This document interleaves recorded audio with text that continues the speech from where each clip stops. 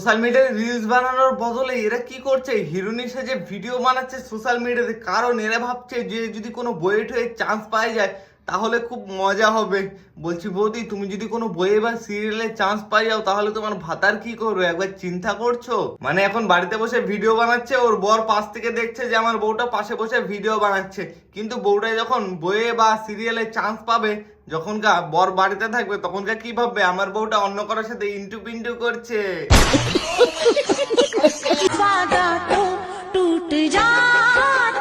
মানে মেয়েরা যতই ভিডিও বানাক না কেন, আমার মনে হয় যে বাড়িতে থাকাটাই ভালো।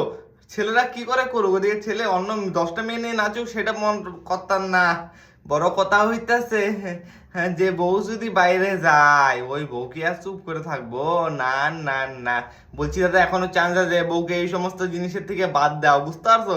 আর এই যে কিছুদিন থেকে একটা ভিডিও দেখছি এ নাকি সিরিয়ালে চান্স পেয়ে গেছে, বলছি এখনো সময় আছে, ক্যান্সেল করো টিকিট, না হলে কিন্তু দাদা তোমার বউ উড়ে চলে যাবে অন্যের খাঁচাতে।